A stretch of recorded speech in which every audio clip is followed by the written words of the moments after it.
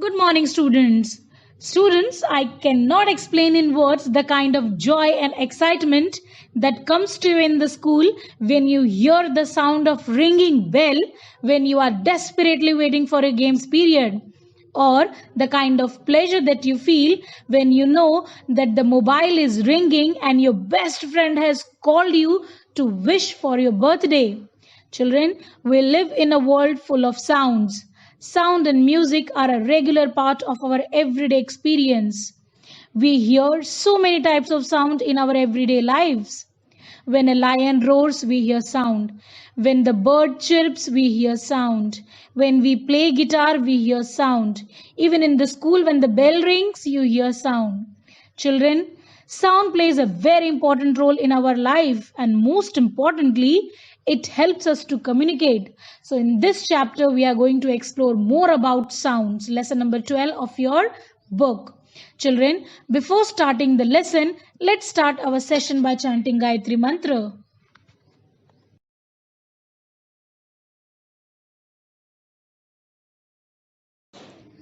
ॐ भूर्भुवस्वः तत्सवितुर्वरेण्यं भर्गो देवस्य धीमहि धियो यो नः प्रचोदयात्. Let's say the meaning together. We meditate on that most adored Supreme Lord, the Creator, whose divine light illumines all physical, mental, and spiritual being. May this divine light illumine our intellect as well. Children, let's have a look on what we are going to have in this particular video. We will be starting with a small introduction of sound. Then we will be doing an activity to understand that sound is a vibrating sensation. Then we will move on and study how does sound travel. After this, we will be studying speed of sound in different medium. And then finally, we will be concluding with a small quiz. How is sound produced? To answer this question, first we need to understand what is vibration. Let us do an activity and try to understand what is vibration. Take an elastic rubber band in your hand and stretch it as much as you can up to a certain limit, and then pluck it in between from the other hand. Well, what would you observe? Children, you will observe that the rubber band starts vibrating to and fro. This back and forth vibration produces sound. What do we conclude from this activity? Well, we can conclude that sound is produced by vibration of an object. Let's define sound now.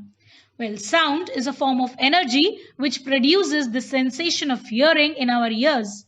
And sound is produced by vibration of objects. When vibrations are stopped, the sound also stops. Children, we can produce sound by striking, shaking, blowing, rubbing, or plucking different objects. Whenever a source produces a sound, there are always some vibrations linked with it. We can therefore think of vibrations as the basic cause of all sounds. Here in this particular slide, you can see a tuning fork which is hit by a substance. Children, this tuning fork is a U-shaped single steel piece with a handle. It is a convenient source of producing sound vibrations in laboratory. Children, even if a loud explosion were to take place at any point on the surface of moon, it would not be heard even at nearby points. Why? Because sound needs a medium to travel. What is a medium? Well, the substance or matter through which sound is transmitted is called a medium. This medium can be any state of matter. It can be solid, it can be liquid, or it can be gas. And let me remind you, sound cannot propagate through vacuum. That means sound cannot travel through vacuum. Now, what is a vacuum? A vacuum is an empty space in which there is no air or other gas. That is a space which is absolutely devoid of matter. Children, sound travels in the form of wave. Yes, the same way you are looking on the screen. Sound travels in the form of wave. You have learnt that sound is produced by vibration of an object. The vibrating body or object produces sound in the form of energy.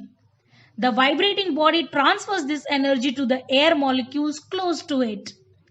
These air molecules also start vibrating back and forth with the same frequency. These vibrating air molecules pass on their vibrations to the next air molecules. This process goes on ultimately. All the air molecules around the sound producing body start vibrating back and forth. When the vibrating air molecules fall on the eardrum, we feel these vibrations. Well, let me explain you with an example. When your school bell rings, the bell vibrates and produces sound. The sound travels through air and finally reaches our ears. So, sound moves through medium from its source to the listener. Children, all of us have at some time been shaken and frightened by roaring and thundering sounds that follow flashes of lightning. The thundering sounds are always heard a little after seeing the flash of lightning. Why is it so? Well, children, the reason behind this is the difference in the speed of sound and speed of light. Children, the speed of sound in air is nearly 330 meters per second, whereas the speed of light in vacuum is around 3 lakhs kilometers per second.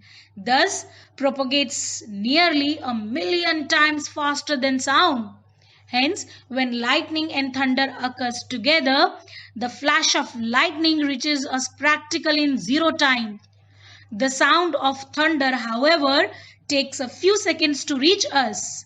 We, therefore, hear the thunder a little after seeing the flash of light. Children, speed of sound is different in different medium. Speed of sound is maximum in solids. As in the table you can see clearly, speed of sound in gases is 330 meters per second, in liquids it's 1500 meters per second, and in solids it's around 5960 kilometers per second. Children, what is the reason behind sound traveling faster in solids? Well, the reason behind this is your molecules. You might have studied about molecules in your earlier classes. The molecules in solids are closely packed. They are very tightly packed. As a result, transfer of energy takes place faster. In liquids, molecules are loosely packed. So the transfer of energy takes place at slower pace. Whereas in gases, molecules are far apart. So the transfer of energy takes place least. So we can say that speed of sound is maximum in solids. A sound is produced by a vibrating body. Let us understand now how sound reaches us. While playing on the playground, when you call your friend who is standing at a distance, your friend is able to hear your voice. How does the sound travel to him? Actually, sound needs a medium to travel, and air is one such medium. When the air has been completely removed from a place, it is said that a vacuum is created. Can sound travel through vacuum? Let us find it out. Let us suspend an electric bell inside an airtight glass bell jar and connect it to a vacuum pump. Now switch it on. As the electric bell circuit is completed, the loud sound of bell is heard repeatedly. We can also see the hammer striking the gong repeatedly. Now, let us slowly remove the air from the bell jar using a vacuum pump. The intensity of sound is decreasing. The sound is so feeble now. Oh, now no sound is heard. Is the electric bell working properly? Yes, it is. We see the hammer striking the gong repeatedly. What has happened? All the air is drawn out of the jar using a vacuum pump. So what does it prove? This clearly proves that sound requires a medium for its propagation. Well, children, in the previous slide we understood that sound needs a medium to travel. Sound cannot travel through vacuum. Let me ask you a question. Then how do astronauts talk in space exploration, where there is a complete vacuum? Children, let me answer this question. The astronauts talk to each other through radio sets. This is because radio waves can travel in vacuum. Children, even the light waves can travel in vacuum, but sound waves cannot travel in vacuum. Even if the two astronauts are standing close to each other and even if they wish to talk, they cannot talk because there is no medium over there. In space, there is no medium. Children, there is no atmosphere on the moon also. It is complete vacuum on the surface of moon. So even if you want to talk on the surface of moon as we do on the earth, we would not be able to talk because sound needs a medium to travel. Isn't it amazing? On the basis of our understanding, let us try to answer the following questions. Question number 1, how is sound produced? Question number 2, in which medium the speed of sound is maximum? Question number 3, why can't astronauts talk on the surface of moon? Question number 4, why do you hear the thundering sound a little after seeing the flash of lightning? Well, let's try to answer these questions. Let's discuss the answer. Question number 1 was, how is sound produced? The answer is, sound is produced by vibration of objects. Question number 2 was, in which medium the speed of sound is maximum? Well, the right answer is, the speed of sound is maximum in solids. And the reason behind this is that in solids, molecules are closely packed. So the transfer of energy takes place at a much faster rate in comparison to liquids and gases. Question number 3 was, why can't astronauts talk on the surface of moon? Well, the correct answer is, astronauts can't talk on the surface of moon because there is no atmosphere. It is vacuum on the surface of moon and sound waves cannot travel in vacuum. Question number 4 was, why do you hear the thundering sound a little later after seeing the flash of lightning?